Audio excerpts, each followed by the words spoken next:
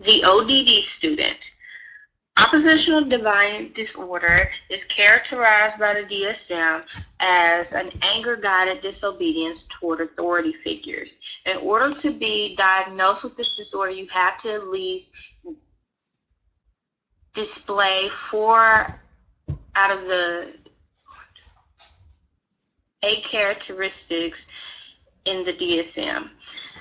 My student, who I will call John or Johnny, he is a 9-year-old African American boy who is currently in the 3rd grade. His triggers are not related to any particular academic setting, meaning that he will tantrum in the morning, during his homeroom class, also tantrum at lunch. He may also tantrum during PE, tantrum during transitions, just any type of disobedience that I have characterized as tantruming for this particular project. It doesn't matter what setting he's in, as long as it is triggered by more 9 times out of 10 is triggered by what he feels as a loss of control. So my target behavior is his tantrums, and his tantrums can be defined as screaming, jumping up and down, throwing things, wandering around the classroom, repeatedly making requests until the request is given into. The goal for this is to decrease the amount of tantrums by week by 20%. Over the course of 5 weeks, I collected data over various academic settings. So I collected data in the morning during morning work, during transitions to and from excellence, and excellence in this particular school are extracurricular activities such as PE, art, sciences, things of that nature.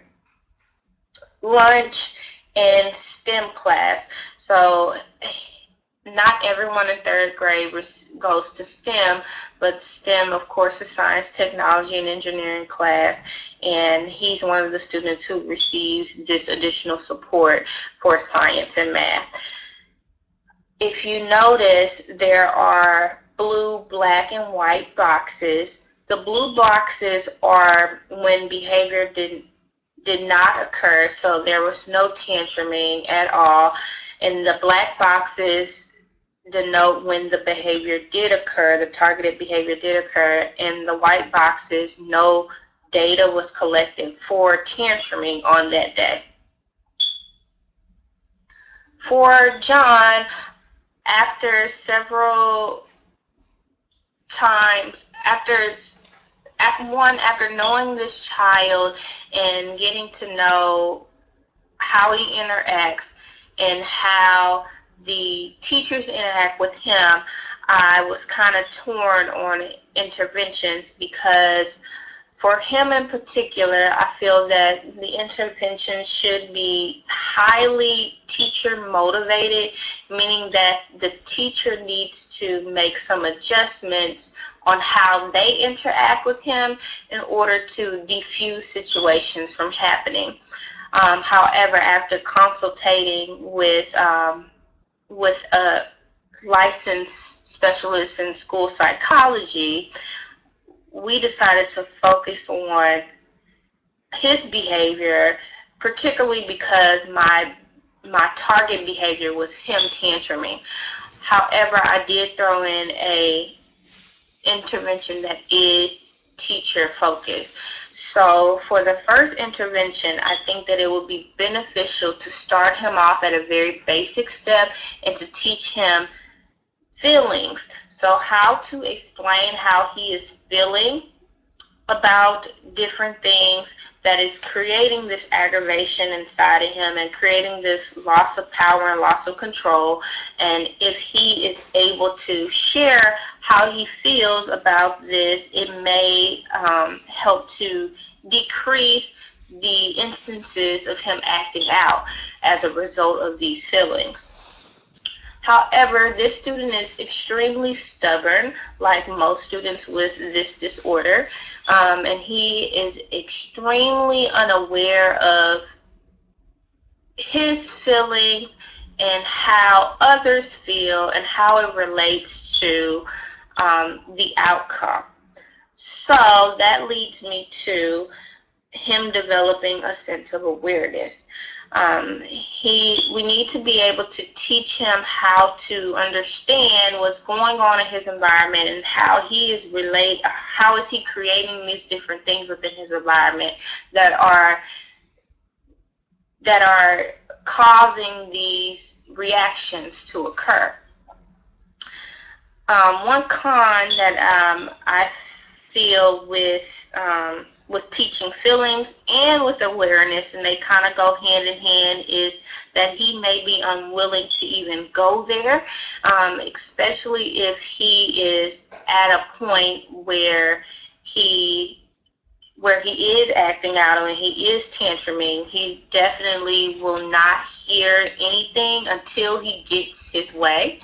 And also, because he is so unaware of things, he blames others for everything, and he is in denial of anything that he does to add to it. One thing that I also forgot to mention earlier is this child is also diagnosed as having another health impairment, which in this case he has seizures, and his seizures are severe and frequent. The last one that he had was actually this past Friday, and he's had 2 severe ones this semester and 3 minor ones where in the minor case he's still, and the only reason why you know that he's seizing is his eyes move rapidly. So I would like to figure out a way of connecting his seizures to his oppositional defiant disorder and showing him how, because he lacks control in that area, it likely relates to his desire to control in other areas of his life. The last intervention that I think would be extremely beneficial, especially because I've seen how the teachers interact with him and that he picks up on these feelings that the teachers have, and he plays off of those emotions, which lets me know that he is aware of other people's feelings. But the problem, the disconnect happens when he needs to tie those emotions and his awareness of those emotions into his behavior and how the behavior relates to a consequence. But I think that it's beneficial for all of his teachers to go through a more in-depth understanding of what the disorder is and how to really proactively relate to the student. So prior planning and setting up different interactions with the student to decrease the likelihood of him tantruming and acting out.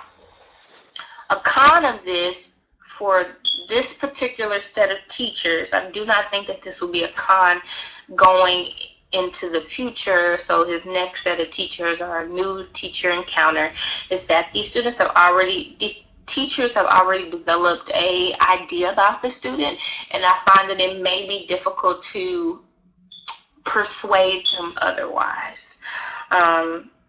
Other than that, this was my presentation on my student and the data that I collected.